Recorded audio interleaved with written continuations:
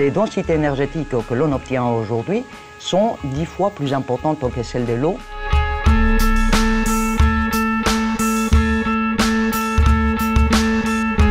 On va pouvoir stocker l'énergie sur du long terme, ce qui ne se fait pas en ce moment. On arrive à stocker l'énergie que sur une journée à peu près. Donc avec ces nouveaux matériaux, on peut espérer atteindre une densité énergétique qui va de 200 à 500 kWh par mètre cube.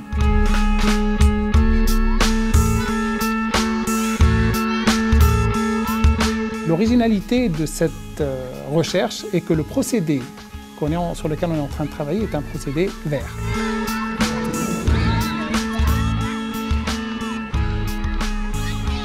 On est ici à l'Institut de mécanique et d'ingénierie de Bordeaux, et plus exactement, on est au sein du département Trèfle. Cet institut est dirigé par le professeur Eric Arkis. Le spectre de la recherche en mécanique au sein de l'I2M est assez large. Ça va de la mécanique des solides, aux ondes, à tout ce qui est fluide et énergétique. Et justement, le Trèfle, c'est un des 5 départements de l'Institut, et c'est là où se passe et se fait la recherche autour de la dynamique des fluides, des transferts. Et cette recherche est structurée en 3 activités, 3 groupes thématiques. Donc, le premier, c'est tout ce qui est transfert de chaleur et de masse dans les milieux poreux. Les milieux poreux, ça existe dans la nature. Je vous donne un exemple simple, c'est le sucre, le sable et d'autres exemples importants. Le second groupe, il est original, c'est ce qu'on appelle la mécanique fluide numérique. C'est aborder l'étude de la dynamique, de la mécanique, la turbulence, l'aéronautique, à travers des simulations numériques, donc l'utilisation des supercalculateurs. Et ce groupe est un des spécialistes.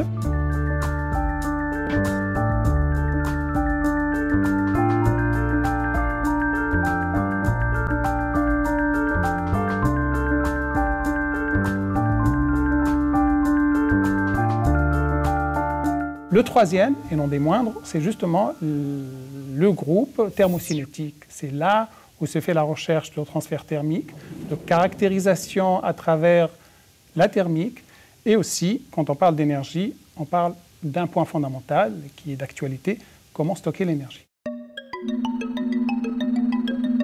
Avant de songer à un stockage efficace et durable, l'homme a toujours cherché à se procurer de l'énergie. C'était vital.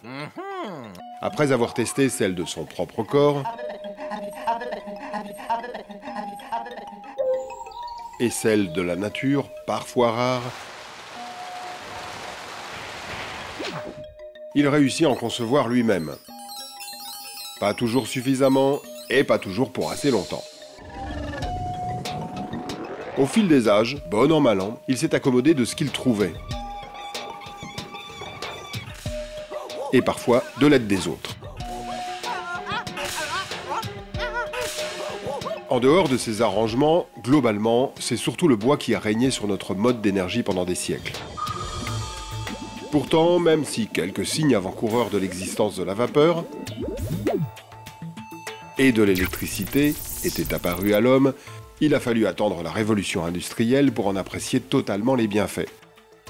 Alors on s'est éclairé, chauffé, déplacé, informé, bref, on a clairement facilité notre quotidien. Plus tard, on a exploité le pétrole à des fins industrielles et on a découvert le nucléaire. C'était l'âge d'or de l'énergie facile qu'on imaginait être éternelle. Même le Soleil, dont on puise l'activité et qu'on espère voir encore pendant quelques milliards d'années, a ses limites. Alors, il faut stocker l'énergie sans la gâcher. C'est la recherche que mène depuis plusieurs années le Trèfle, au sein du laboratoire I2M, à l'université de Bordeaux-Talence. On trouve l'énergie qui était stockée de partout dans la nature et on pourrait de ce fait penser que ça va être évident pour nous de faire la même chose. Pourtant, ce n'est pas le cas et ça vient des exigences que l'on s'impose pour stocker de l'énergie. D'abord, on veut le faire de façon réversible. Cela veut dire que je peux stocker et récupérer l'énergie autant de fois que je veux ou que nécessaire. Souvent, on a de l'énergie sous une forme donnée. On souhaite la capter, la stocker et puis la récupérer sous la même forme. Par exemple, j'ai produit un excès d'électricité. Je souhaite le stocker pour m'en servir plus tard. Mais quand je la récupère, je veux la récupérer sous la forme d'électricité. Et ça va poser des problèmes et des casse-têtes. Parce que pour en arriver à mes fins, il va falloir trouver à chaque fois les meilleures cheminement du point d'origine au point final. Ça, c'est une autre complexité. Ensuite, il y a l'histoire comme quoi je souhaiterais stocker autant d'énergie que possible dans des volumes tout petits. Est-on efficace en stockant de l'énergie? Par exemple, je la stocke aujourd'hui et je veux m'en servir 3 mois plus tard. Est-ce que le stock va tenir ou est-ce que je vais avoir des pertes? Dans ces parcours entre la ressource primaire et l'énergie utile, disons, on est mauvais. On le fait avec des efficacités qui sont faibles, en moyenne inférieures à 50%. Qu'est-ce que cela veut dire? Cela veut dire qu'il y a 50% de l'énergie qui était dans le pétrole ou dans les gaz ou dans les nucléaires ou dans le charbon qui part dans la nature. Et elle part sous la forme de chaleur. C'est de l'énergie thermique. C'est la forme de l'énergie la plus dégradée que l'on connaisse. Et on pourrait imaginer qu'on était capable de la capter, de la stocker et de la réutiliser plus tard. Et ce serait un avantage. On serait peut-être plus efficace. Il y a une technologie, la cogénération, qui est une technologie montante. Ça consiste à produire à la fois de l'électricité et de la chaleur. C'est quelque chose de très intéressant parce qu'on arrive à faire des transformations à des rendements incroyables, presque le 90%. Le problème, c'est que les besoins d'électricité et de chaleur ne sont pas synchrones. Cela veut dire que je suis en train peut-être de produire de la chaleur de façon continuelle, mais je ne suis pas capable de la consommer. Donc mon rendement de 90%, à la fin, ce n'est pas celui-là. Alors que si je pouvais stocker cette énergie-là et la réutiliser plus tard, j'arriverais à atteindre vraiment les 90% qu'on espère de ce type de technologie. Synchroniser l'offre et la demande, c'est là qu'est la difficulté et qu'intervient bien sûr la nécessité de stocker l'énergie thermique. Si on constate l'intérêt d'emmagasiner la chaleur à long terme à haute température, qu'en est-il des autres types d'énergie? On parle aussi de nos jours de transition énergétique. Et ça, entre autres, cela veut dire laisser plus de place à d'autres sources d'énergie, donc les renouvelables. Et parmi les renouvelables, il y a une ressource très importante qui est la solaire. Et là encore, on parle d'énergie thermique. Et pour en profiter de cette ressource solaire qui se transforme en premier en énergie thermique, disons, il va falloir faire face à la variabilité de la source, à l'intermittence. On n'a pas la même quantité de soleil en été qu'en hiver, par exemple. On n'a pas la même quantité de soleil d'un jour sur l'autre. On a l'intermittence au jour et nuit. Et même pendant une même journée, disons, on va avoir des passages de nuages qui font que tantôt c'est ensoleillé, tantôt ça ne l'est pas. Donc il va falloir faire face à cela, essayer de gérer au mieux cette variabilité, cette intermittence de la source. Et pour cela, il n'y a que le stockage qui peut venir nous aider. Donc le stockage de l'énergie thermique est aujourd'hui un élément fondamental dans ce qui va être la transition énergétique de nos civilisations. Aujourd'hui, on peut stocker l'énergie de 3 façons différentes. On parle de stocker par chaleur sensible, latente ou par des réactions chimiques. Donc la première façon de faire, le sensible, est pratiquée depuis belle lurette et elle est facile à comprendre. Donc on va venir chauffer de l'eau, par exemple, pour le réutiliser plus tard. On va venir chauffer tout autre type de corps. On peut chauffer, si on travaille à haute température, on peut chauffer des céramiques, on peut chauffer du béton, on peut chauffer d'autres liquides tels que des sels fondus. Donc c'est des technologies qui sont prouvées et qu'on trouve sur le marché. Le problème qu'elles ont, ces technologies-là, c'est que les densités énergétiques, la quantité d'énergie par mètre cube que je peux stocker, est très faible. Elles ont encore un autre problème, c'est qu'elles auront des pertes thermiques importantes. Cela veut dire que je ne pourrai pas stocker sur le long terme. Donc il y a 2 limites dans ces technologies-là. Je peux stocker par chaleur latente. Qu'est-ce que cela veut dire? Cela veut dire que je vais fondre encore ou le recristalliser, le solidifier par la suite. Par exemple, j'ai un glaçon. J'ai un glaçon, je lui apporte de l'énergie et je le transforme en eau liquide.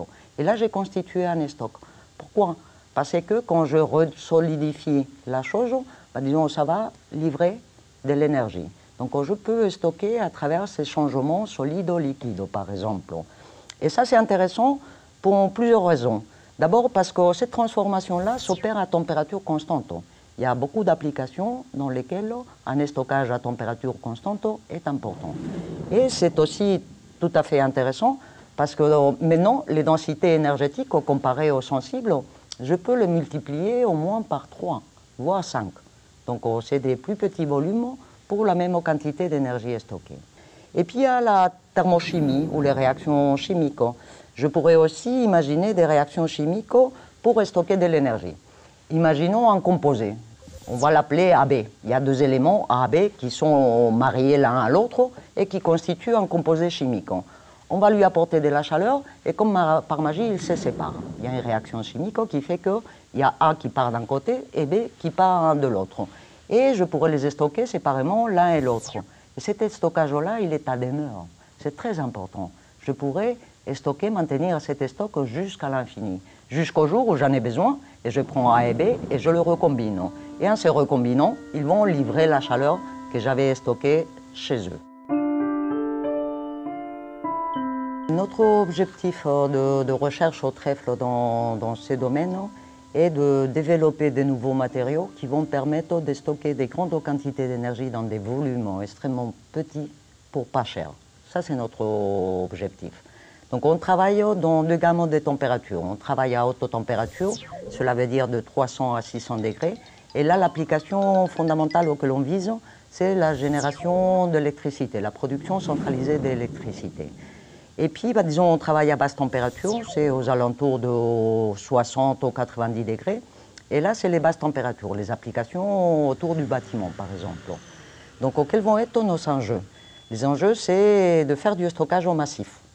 Parce que les quantités d'énergie vont être importantes. Là, la compacité est un critère d'excellence. Et on va essayer d'obtenir des densités énergétiques extrêmement élevées. Et ça, que ce soit à la haute température ou à la basse température. À haute température, il va nous falloir aussi de la puissance. C'est souvent des applications qui exigent de livrer l'énergie à haute vitesse. Donc on va travailler sur ces aspects-là de puissance. L'idée phare à haute température, ce qu'on appelle de composés péritectiques. C'est ça qu'on développe. C'est des matériaux qui vont être capables de stocker de l'énergie à la fois par changement de phase, solide ou liquide, et par réaction chimique.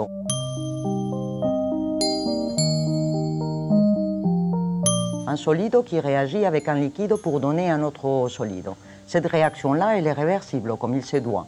Et la somme des deux fait que les densités énergétiques que l'on obtient aujourd'hui sont 10 fois plus importantes que celles de l'eau ou 100 fois plus importantes que les liquides qui constituent une référence à haute température. Dans l'équipe, on s'intéresse à la synthèse d'alliage péritectique. Et donc, alliage veut dire qu'on utilise plusieurs composants qui peuvent être métalliques, des sels, peu importe. L'essentiel, c'est qu'on arrive au péritectique.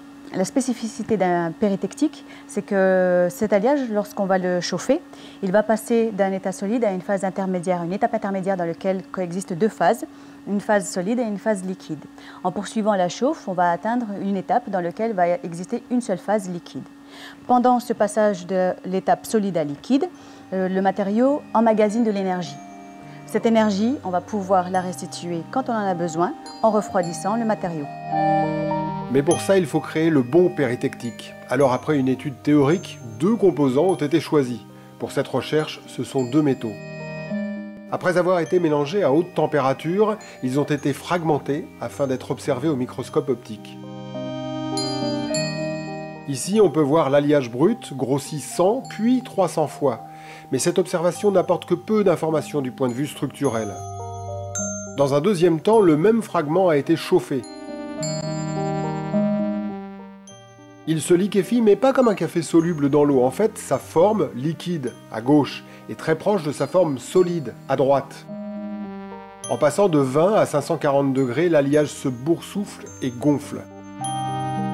Mais cette étape s'avère peu déterminante. On ne sait toujours pas si les 2 composants sélectionnés ont formé un alliage. L'idée est alors de polir un nouveau fragment.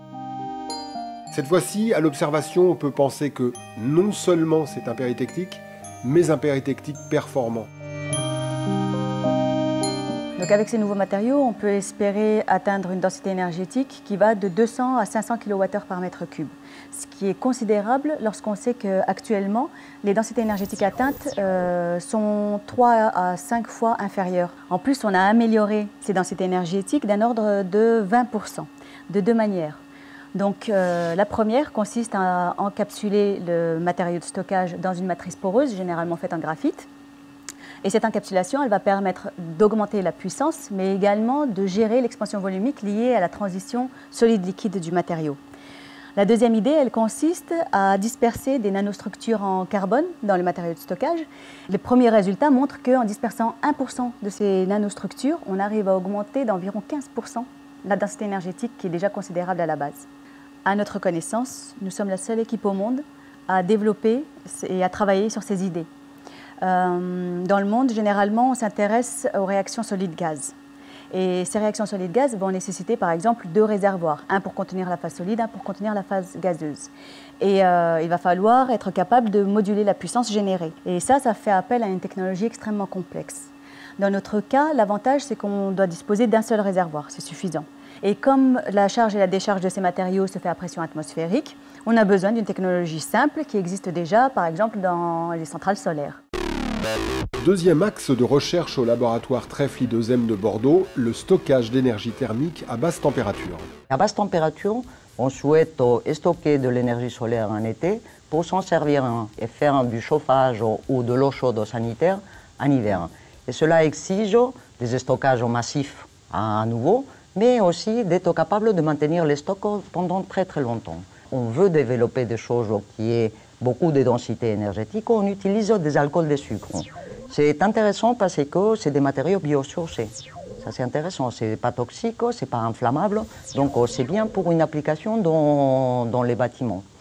Donc on va venir synthétiser de nouveaux mélanges qui font que, aux températures souhaitées, on a des très fortes densités énergétiques. On parle cette fois-ci de 4 fois la densité énergétique qui pourrait apporter le concurrent le plus proche qui est l'eau.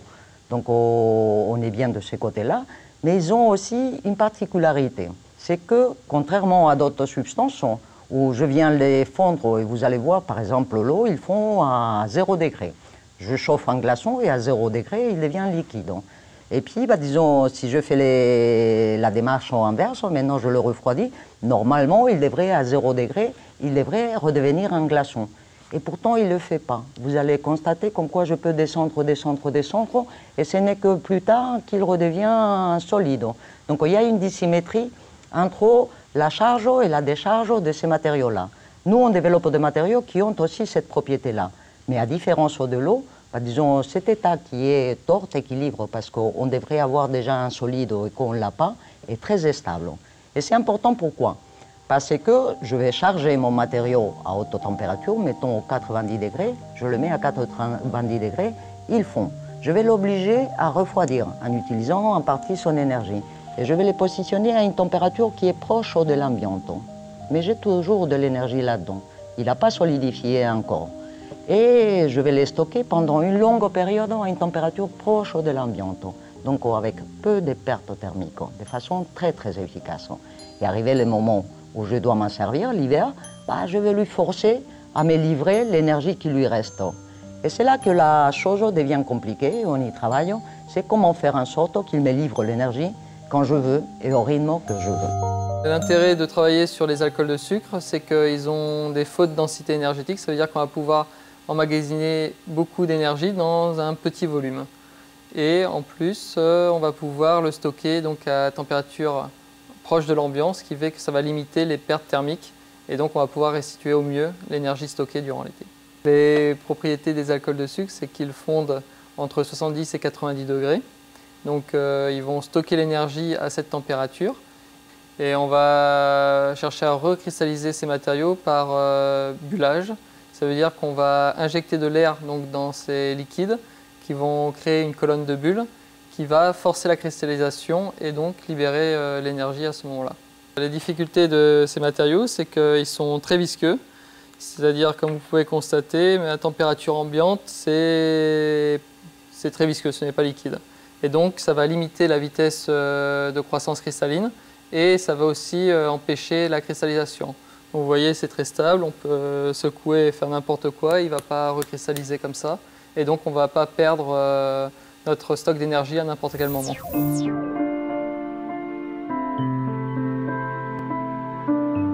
On cherche à comprendre fondamentalement tous les mécanismes liés à la cristallisation, donc les vitesses de croissance cristalline, comment on arrive à cristalliser donc, ces alcools de sucre sous forme liquide.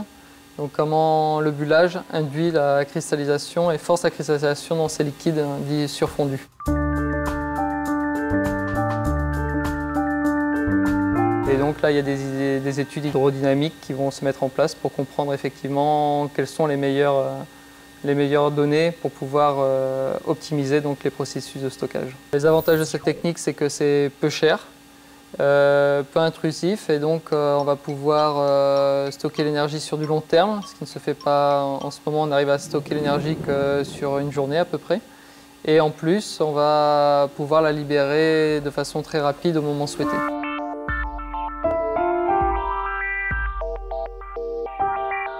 Si, et on l'aura compris, le stockage d'énergie thermique est un enjeu environnemental déterminant pour l'avenir, qu'en est-il de la volonté des chercheurs de s'engager dans une telle cause? Le choix de travailler et de mener de la recherche autour du stockage de l'énergie thermique à haute température est un choix d'abord qui est motivé par des compétences qui existent au sein du laboratoire lui-même.